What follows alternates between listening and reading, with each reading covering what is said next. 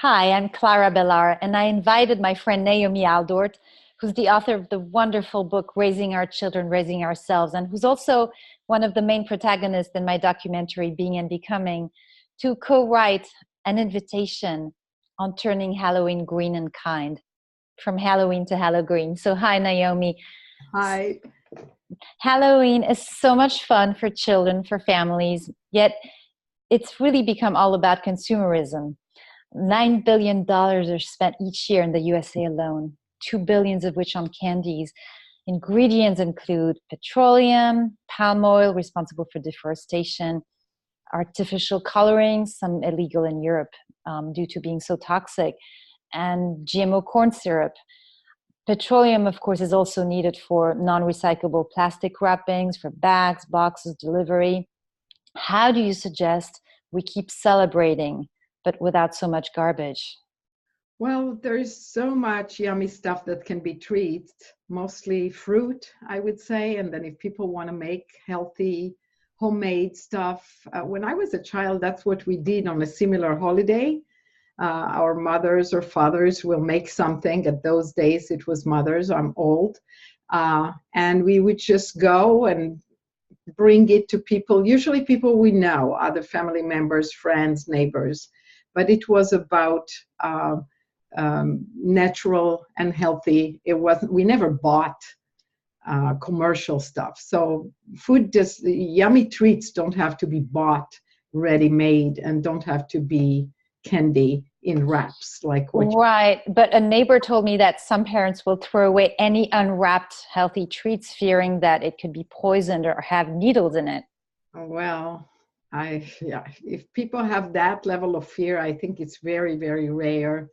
And within the neighborhood, I recommend, if you're afraid, go to neighbors that you know, set it up in advance who you're going to go to, or just throw it away. The giving experience is still there, even if you threw it away.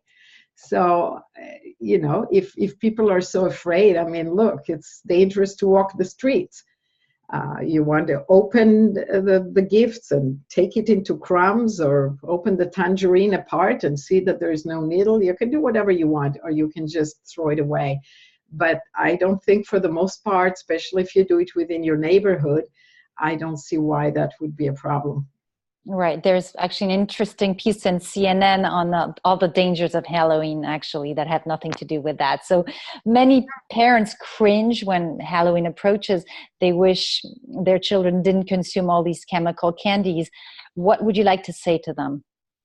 Well, they're right. I want to say congratulations for recognizing. From what I observe, and a lot of medical professionals observed, and a lot of parents observe, is Halloween basically initiates the cold season.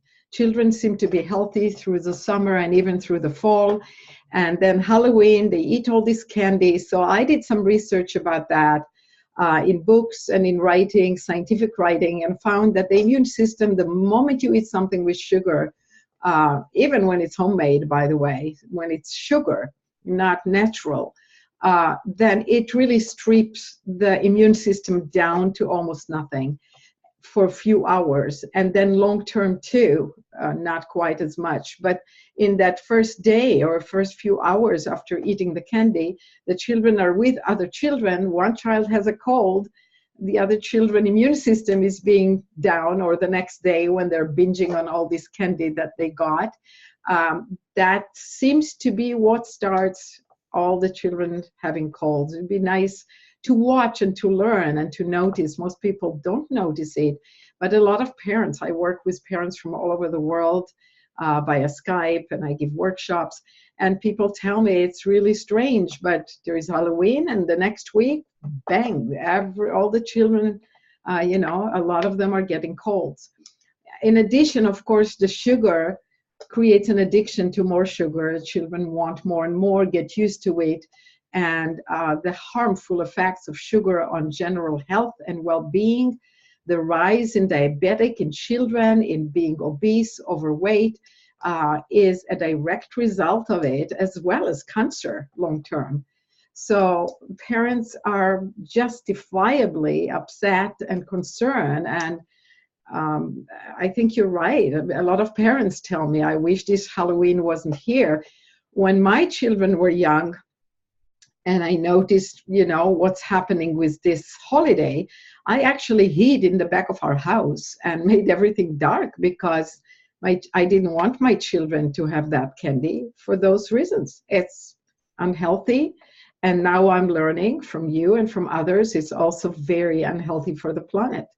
So lots of reasons, but I commend parents who have the courage to say, I don't want it. That's absolutely wonderful.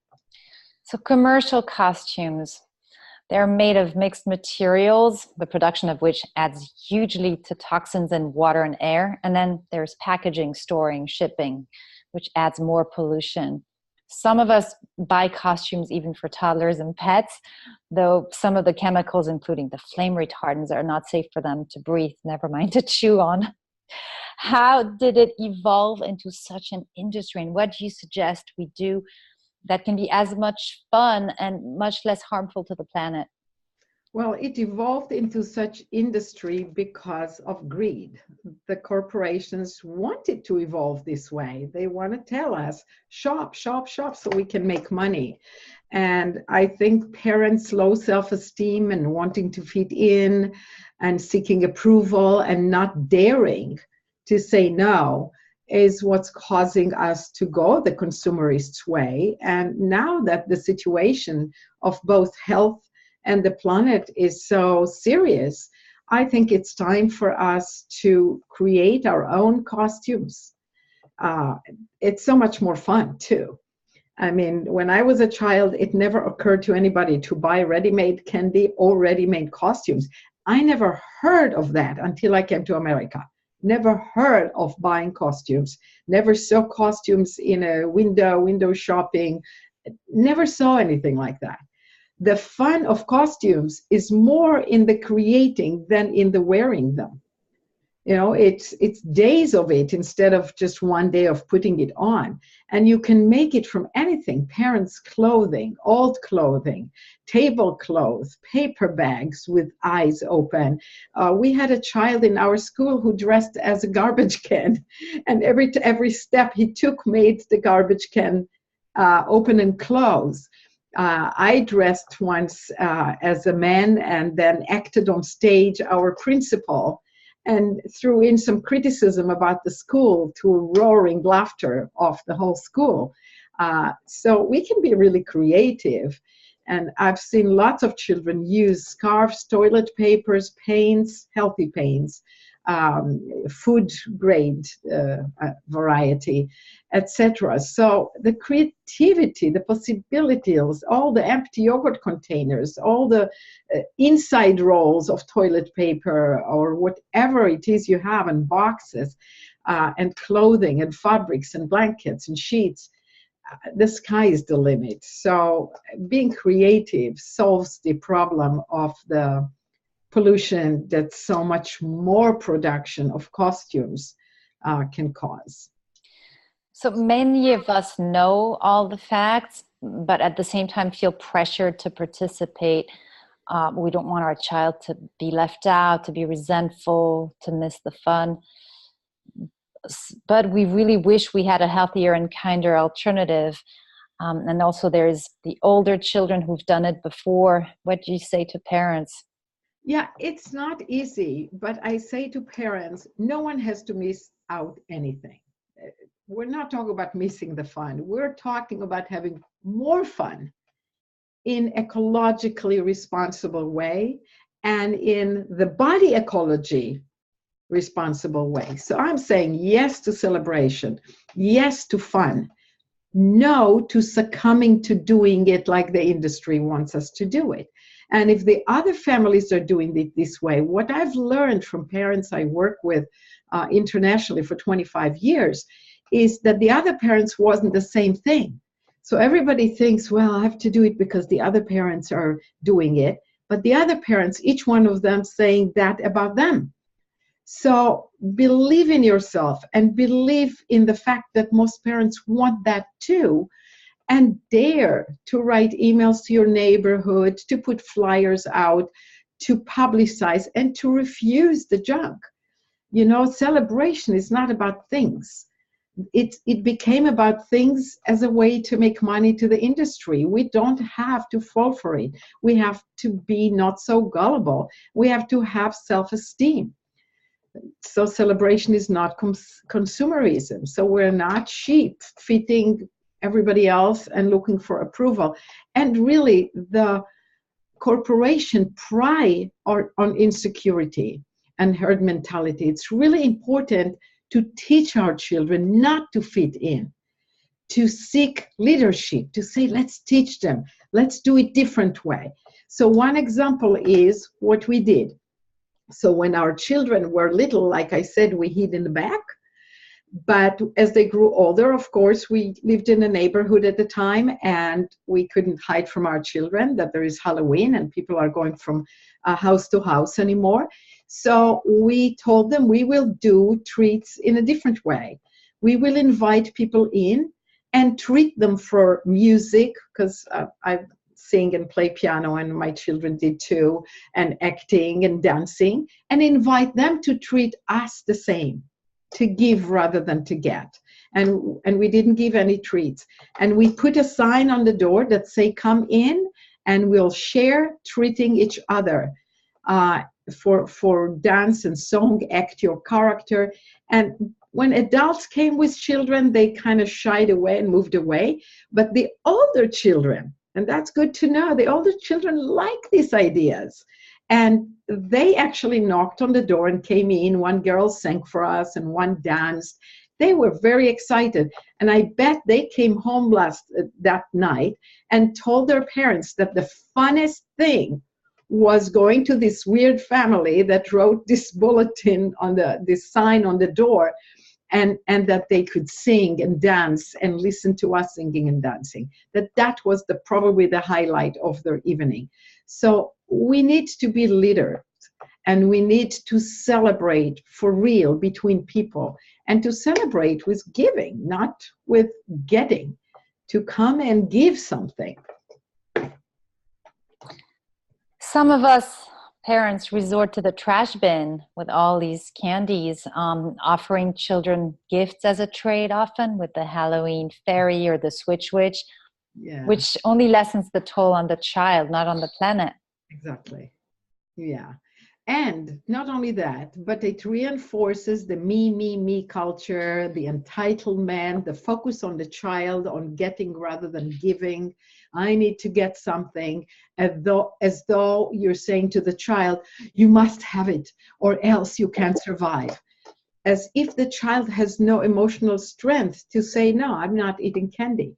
You know, my firstborn, the first time he was offered something with sugar was he went to some dance class when he was 4 years old.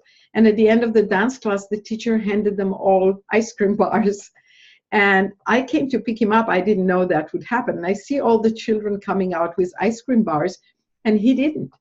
And the teacher came after him and very apologetically said to me, he asked me if it has sugar. And when I said yes, he said, no, thank you. Now, my son didn't suffer because of that. He felt really good about himself. And he has done that with children offering cookies. He has done that in all kinds of situations after that, because he learned, I want to take care of my body. I don't want to do something bad for my body. So I taught him that. And I taught him to be powerful and feeling good about himself, not doing what everybody is doing, but standing as a young fellow and saying, no, I'm not eating this. So I say to parents, tell your children, just refuse. It may not be easy. Not every child may go for it, but enroll them in being leaders, not followers. Anything you want to say about the threat implied in trick and treat, which I discovered on Wikipedia, that it means if you don't give me something, I'll do damage on your property? Not all the children know that that's what it means. I think a lot of young children, trick or treat, they have no idea what it's about. It's about, give me candy. That's probably what they think. But eventually they understand it. And I would say it is blackmail. And it does teach entitlement, go get. I go knock on the door and beg to get something. So even if they don't understand that they're threatening, that otherwise they'll do something bad, like robbery. So I would say another reason to give your children some treat, ideally some fruit, and have them go give it. And talk to your neighbors about not giving your children any goodies and receiving the goods. Whether you're going to throw them away because you're afraid of needles or poison or not, receive it. Let the giving happen, because that's when children learn to care for others, to give, and not be about me, me, me, and what do I get today and how much candy I get. So it's your modeling too. And just, yeah, go ahead. Anything else, no, that we can do to share the urgency for the planet to stop confusing celebration and joy with consumerism? Spread this petition. We started it for you. We make it easier on you. Create a flyer with a picture from the petition or from my blog. I have a blog about it. And send an email letter to your neighbors to say, here is what I want to do. Please don't give my children candy. Please receive their offerings. Please do some acting. Give them ideas, put flyers, and then create invitation and inspire the child to create it. You can make videos of the child doing the giving and putting it on YouTube. Write letters to the editor. I mean, be proactive. We need to stop ruining this planet and our children's health in the name of trying to fit in and being insecure and undaring. It's time to dare. And what Clara and I have done is given you some kind of a permission. Here is a petition. Here are some people who are leaders who are saying, yes, this is a better way to do it. So use us, inspire, spread the word, and have an absolutely fantastic, natural, healthy, and green Halloween. Thank you. Thank you, Naomi.